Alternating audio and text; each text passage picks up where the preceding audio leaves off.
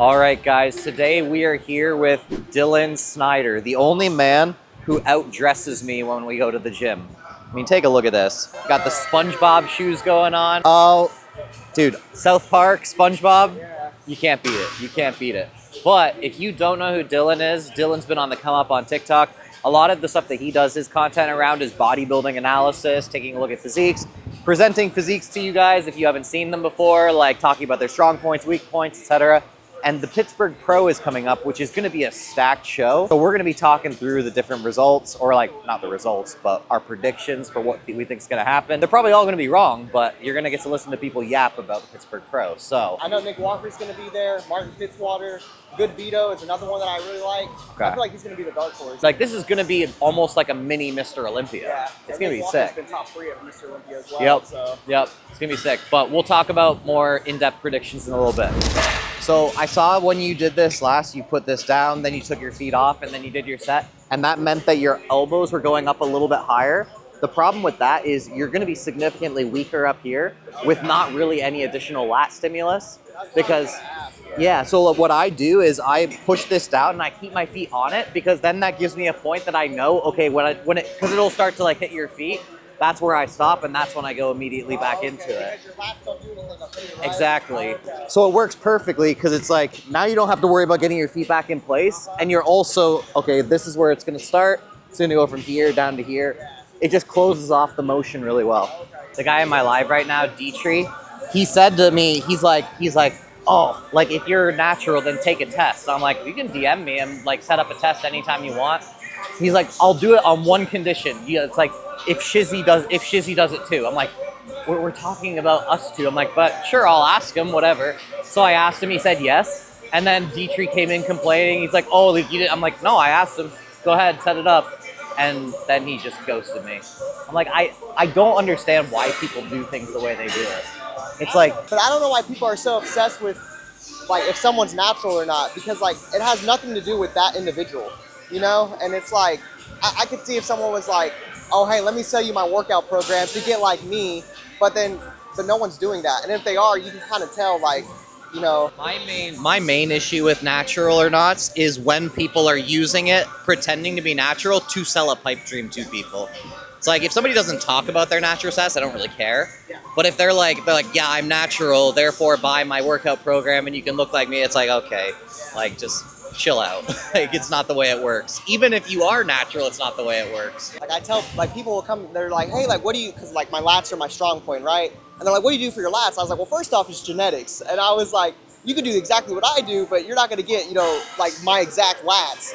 I was like, you'll get good lats, you know, nonetheless, but like, you're not going to get, they're not going to look exactly like how mine look. And so, yeah. No, and it's the same thing for me. People ask me about my tries all the time. Drop the tricep workout, drop the tricep. I'm like, I know how to train tries. It's like, but I also know how to train the muscle groups on me that aren't strong points. It's like, it's not going to be, I know more about triceps than I know about chest. I just happen to be more genetically gifted in the tries than the chest. We can do the exact same tricep workout, but mine aren't going to look like yours. Yep. Yeah. Yep. Ooh. There you go. Ooh. Come on. Ooh. There you go. Oh. Come on. Oh. You got it. All the way. There you go.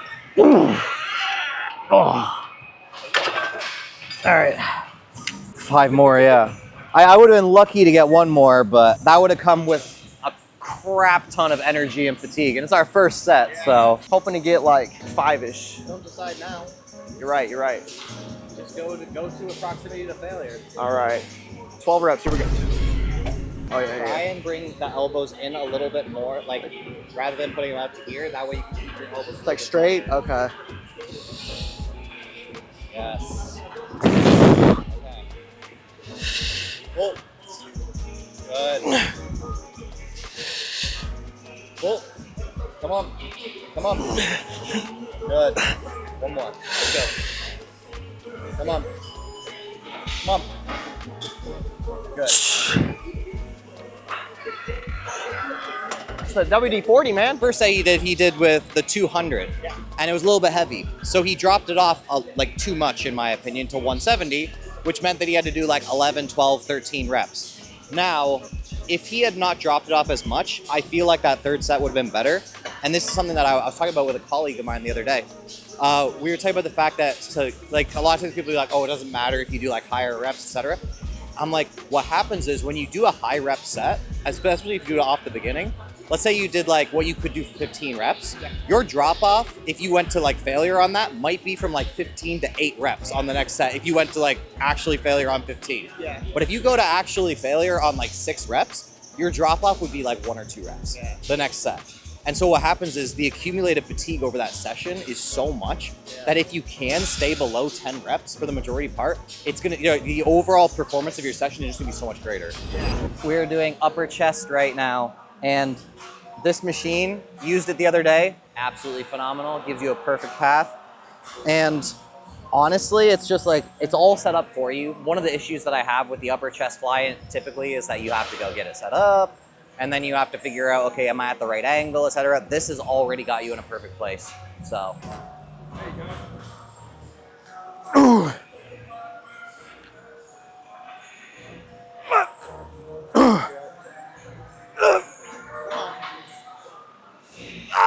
There you go. Come on.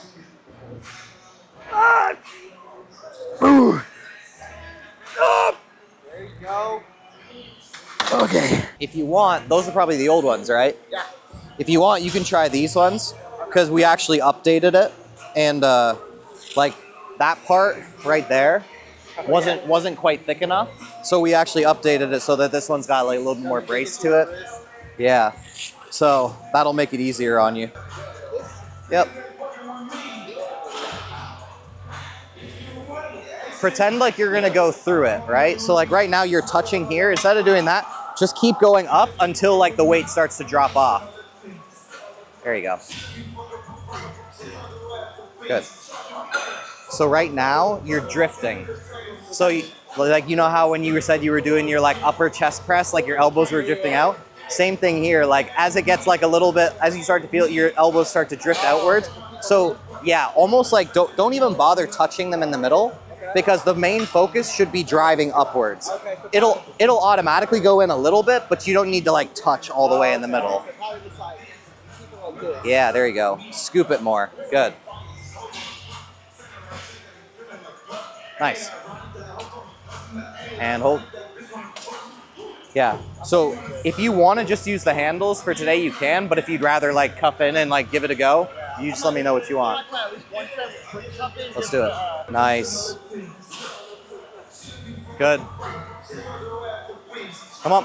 Good. Go. Good. More up, more up.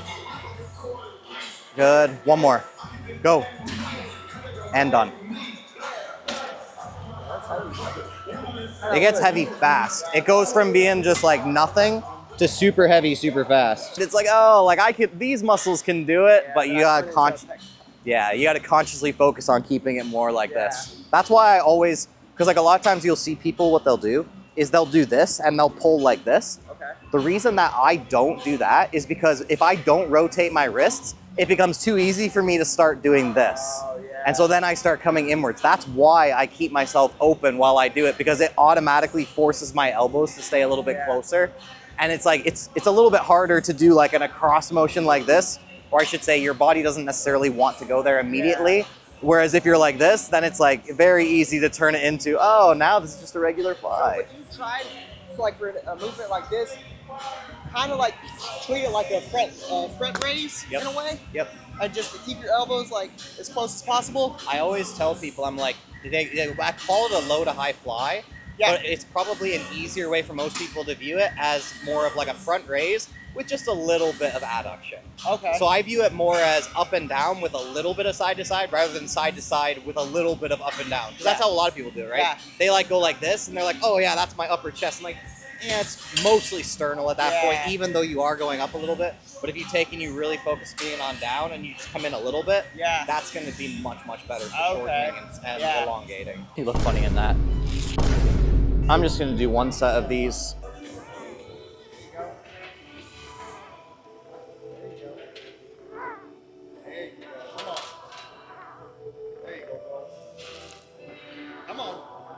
Oh. All right. too bad. Good. Oh yeah, you got this. Nice. Good. One more. Come on. Pull through. Pull through. Good. Look good. Decent. Yeah, it was like your last 2 reps. This is because people never know when to cut off on lat pull downs because they're like, well, I could have done more. It's like, yes and no. Yeah. So it's like, I would say that your first 3 reps got down to about here.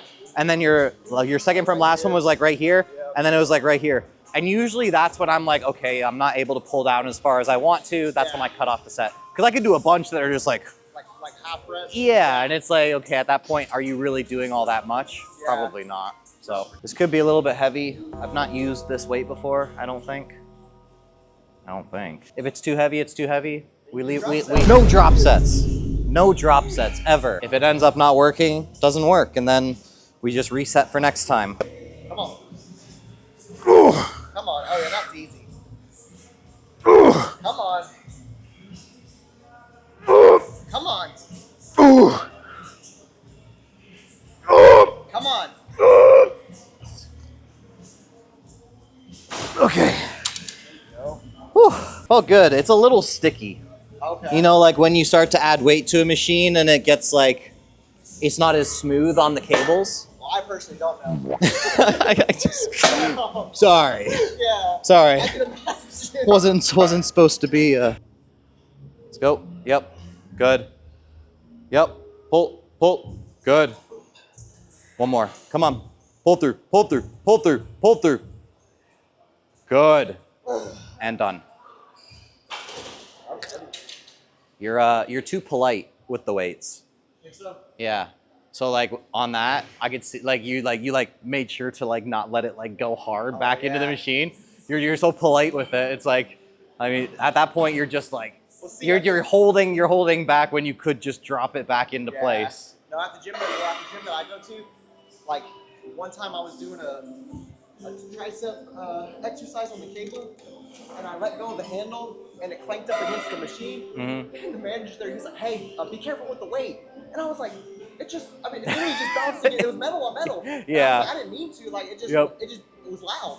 And he was like, "Be careful." And I was like, "All right, I'm sorry."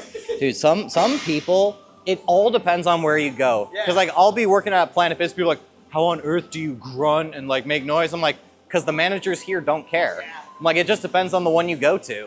While I'm doing my set, you give your predictions for the open in terms of the Pittsburgh Pro. So at first, I was stuck between Nick Walker and Good Vito, but after hearing that Derek Lunsford's going to compete, I think he's got it, and I think he's going to take first place. I really don't see anyone beating him at the Pittsburgh Pro. All right. My top three, it's going to be Derek Lunsford,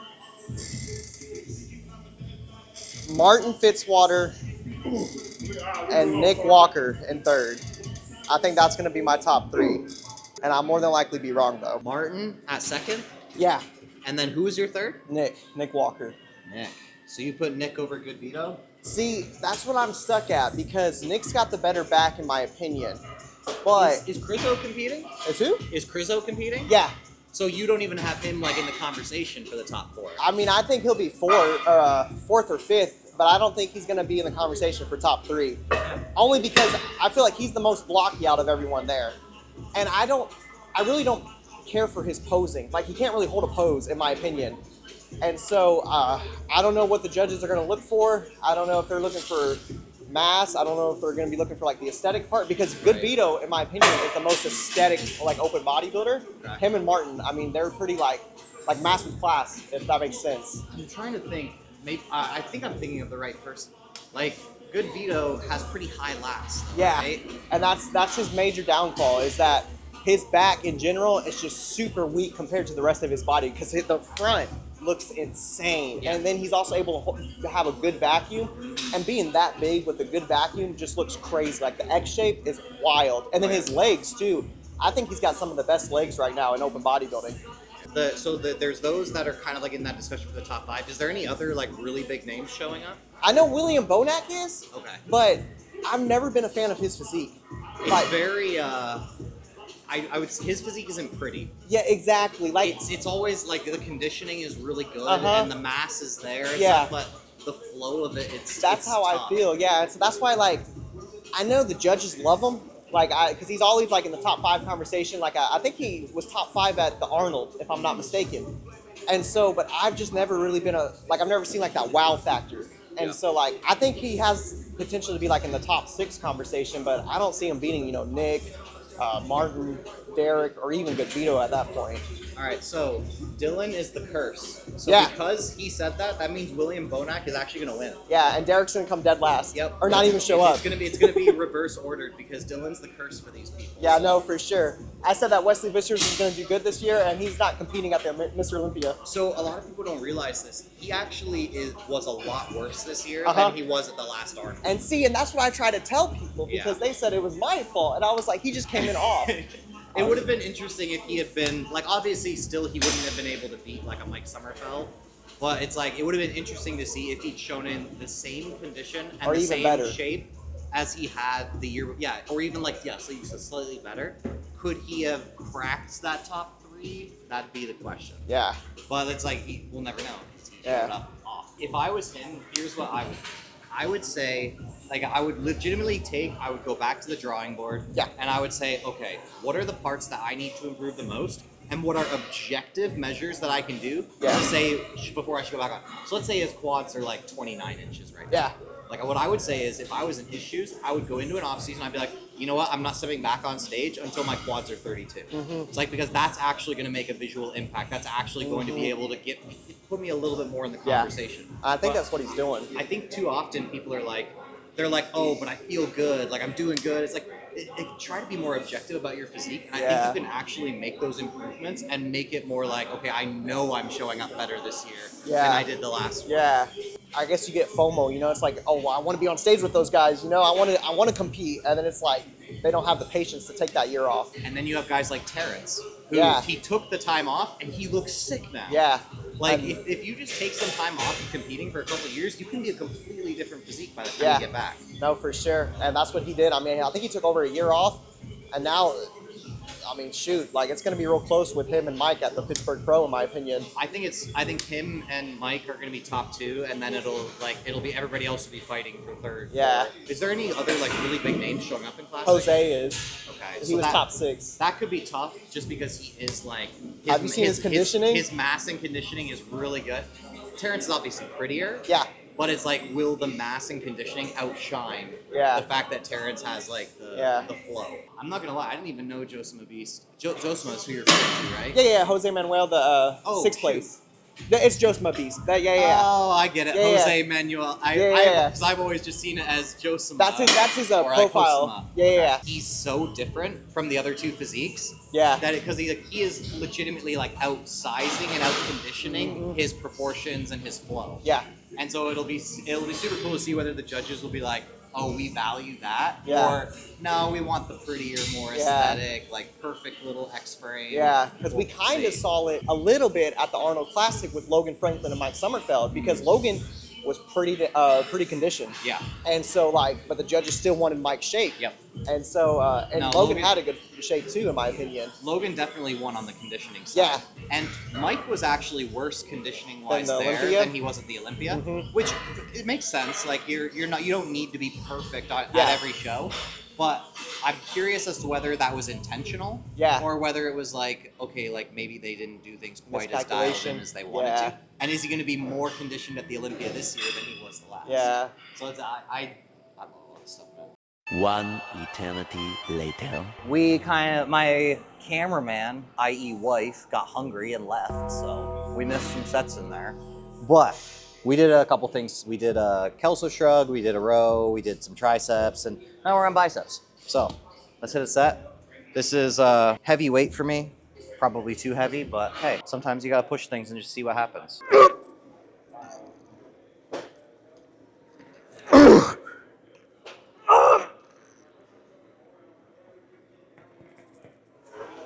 Okay. Yep. That was a little heavy. Good. All right, guys. We spent way too much time yapping. We've been in here for like 4 hours, but we're gonna get a final word from this guy. I want to know, All right. All right. Classic physique, Pittsburgh Pro, top 3, and why? All right. I've got Mike Sommerfeld in first. I got Terrence Ruffin in second. All right. And Jose Manuel in third. So, Terrence coming out of nowhere. I shouldn't say nowhere. Obviously came second to CBUM in 2021, was it? Yeah. Dude, the guy looks absolutely insane right now. I got to work out him with him a while ago, but I'm going to see if I can get another workout in with him as he's closer to show date, where he looks like absolutely like freaky leanness wise. It should be a good time, but that's your top 3? Yeah. Who's your dark horse? If there's a number 4. It's gonna be that Carlos de Oliveira. All right. Yeah. We'll see. It's going to be the opposite order now. We already know that. He's the curse. Yeah. But Yeah, it's gonna be completely wrong, but that's my top 3. nice. Guys, as always, love you guys. Appreciate you guys. TNF and Dylan Snyder. out.